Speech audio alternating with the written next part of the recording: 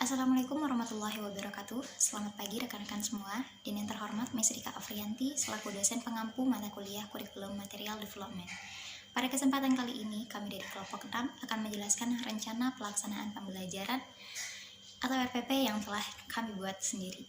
Sebelumnya, saya akan memperkenalkan anggota dari kelompok 6. Pertama, saya Rara Kalista sebagai moderator dan presentator yang akan menjelaskan judul dan kelompok dan kompetensi dasar. Selanjutnya, Sri Rahayu yang akan menjelaskan tujuan pembelajaran dan langkah-langkah pembelajaran. Lalu Anggun Siswahyuni yang akan menjelaskan kegiatan pendahuluan dan kegiatan inti. Dan yang terakhir, Jaidah yang akan menjelaskan kesimpulan dan penilaian.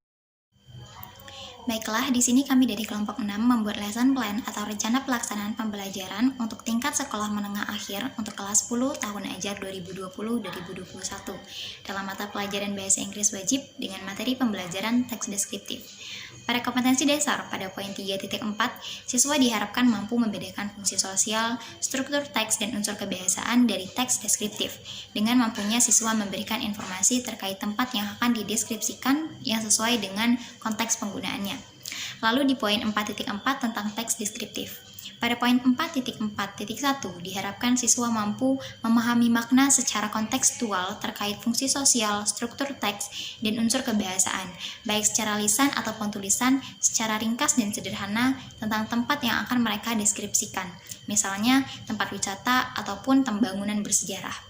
Lalu pada bagian 4.4.2, siswa mampu menyusun teks deskriptif secara tertulis ataupun lisan terkait tempat yang akan dideskripsikan dengan memperhatikan fungsi, struktur teks dan unsur kebahasaan teks tersebut. Jadi di sini maksudnya siswa diberikan paragraf teks deskriptif secara acak, lalu siswa mampu menyusunnya sesuai dengan ketentuannya. Sekian dari saya. Assalamualaikum warahmatullahi wabarakatuh. Baik, saya Sri Rahayu. Di sini saya akan menjelaskan mengenai bagian tujuan pembelajaran. Seperti yang kita lihat pada gambar di video ini, terdapat tujuan pembelajaran, yaitu yang pertama peserta didik mampu menerapkan fungsi sosial, struktur teks, dan unsur kebahasaan beberapa teks deskriptif lisan dan tulis dengan memahami dan memberi informasi terkait tempat wisata dan bangunan bersejarah terkenal, pendek dan sederhana sesuai dengan konteks penggunaannya. Yang nomor 2, peserta didik mampu menyusun teks deskriptif lisan dan tulis pendek dan sederhana terkait tempat wisata dan bangunan bersejarah terkenal dengan memperhatikan fungsi sosial, struktur teks, dan unsur kebahasaan secara benar dan sesuai konteks serta menunjukkan sikap religius, kritis, kreatif, mandiri, dan rasa ingin tahu. Selanjutnya kita bisa lihat pada langkah-langkah pembelajaran terdapat alat, bahan, pertanyaan, kegiatan pendahuluan, dan kegiatan inti. Di sini saya akan menjelaskan pada bagian alat dan bahan dan pertanyaan. Untuk materi selanjutnya akan dibahas oleh teman saya Anggun. Baik, pada bagian alat terdapat laptop dan handphone. Untuk media pembelajaran kita menggunakan laptop dan handphone sebab dengan laptop kita bisa menampilkan PPT pembelajaran, gambar dan video, sehingga kita tidak menggunakan media manual seperti papan tulis.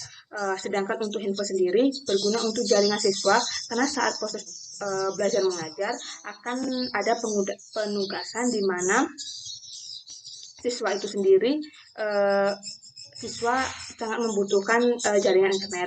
Selanjutnya pada bagian bahan kita menggunakan buku sendiri. Ini buku teks bahasa Inggris kelas 10 SMA atau SMA atau SMK chapter 8 tentang describing historical text dari Kemendikbud 2018 dan menggunakan artikel autentik yang bersumber dari internet.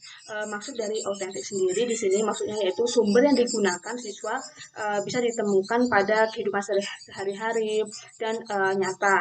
Dan selanjutnya terdapat beberapa pertanyaan yang akan diajukan oleh guru terhadap siswa seperti have you ever visited a story building, do you know how to describe the building, and what are the function of descriptive. Nah, Baik, itu saja cukup sekian dari penjelasan dari saya. Selanjutnya materi mengenai kegiatan inti dan kegiatan pendahuluan dan kegiatan inti akan dibahas oleh teman saya, Anggun. Saya kira cukup sekian.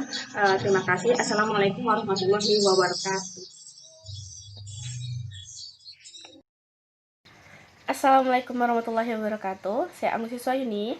Baiklah, sekarang saya akan menjelaskan poin bagian kegiatan pendahuluan dan kegiatan inti. Yang pertama yaitu kegiatan pendahuluan. Terdapat 5 kegiatan pendahuluan dalam proses pembelajaran. Yang pertama yaitu guru memberi salam atau greeting. Yang kedua yaitu peserta didik membalas salam gurunya dengan santun. Yang ketiga yaitu guru mengecek kehadiran peserta didik.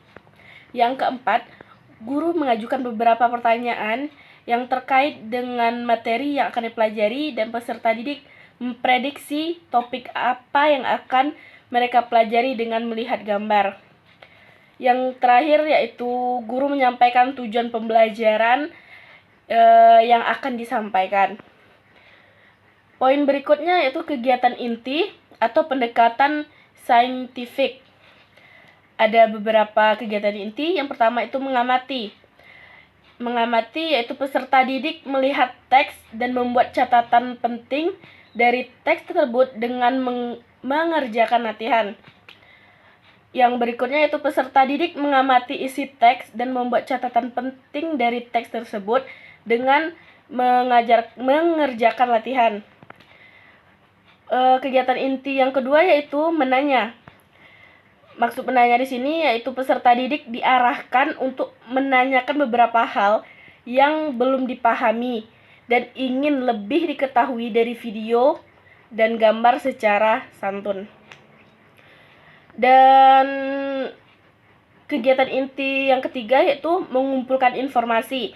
Maksudnya yaitu peserta didik mengidentifikasi fungsi sosial, struktur teks, dan unsur kebahasaan dari teks yang terkait tempat wisata dan bangunan bersejarah terkenal. Dan kegiatan inti yang terakhir yaitu mengasosiasi. Maksudnya yaitu yang pertama peserta didik melengkapi kalimat terkait unsur kebahasaan tentang tempat wisata dan bangunan bersejarah terkenal. Yang kedua yaitu peserta didik melengkapi tabel terkait fungsi sosial dan struktur teks tentang tempat wisata dan bangunan bersejarah yang terkenal. Lanjut yang terakhir yaitu peserta didik diminta untuk menyusun teks deskriptif sesuai dengan wisata dan bangunan bersejarah yang ada di sekitarnya. Sekian dari saya. Wassalamualaikum warahmatullahi wabarakatuh. Assalamualaikum warahmatullahi wabarakatuh. Baiklah, di sini saya Jaidah akan menyampaikan tentang penutup. Di penutup ini ada 2, yaitu kesimpulan dan penilaian. Yang pertama adalah kesimpulan. Kesimpulan di sini ada 3, yaitu guru dapat melakukan refleksi terhadap pembelajaran yang sudah dilakukan, dan yang kedua, dengan bimbingan dan arahan dari guru, peserta didik menyimpulkan pelajaran. Dan yang ketiga, guru menyampaikan rencana kegiatan pembelajaran untuk pertemuan berikutnya. Nah, yang selanjutnya itu penilaian. Di sini penilaiannya ada 3 kriteria, yaitu pertama pengetahuan, kedua keterampilan, dan 3 sikap. Untuk penilaian dari pengetahuan yaitu menentukan fungsi sosial, struktur, dan unsur kebahasaan teks deskriptif. Untuk penilaian keterampilan, melakukan penugasan latihan soal dengan baik, menyusun teks sesuai dengan struktur dan kebahasaan yang benar. Dan yang ketiga, melalui observasi dan pengamatan. Yang ketiga maksud saya adalah penilaian sikap, yaitu melalui observasi dan pengamatan, tanggung jawab, dan mengerjakan tugas sesuai dengan petunjuk dan menyelesaikan dengan tepat waktu. Sekian, terima kasih.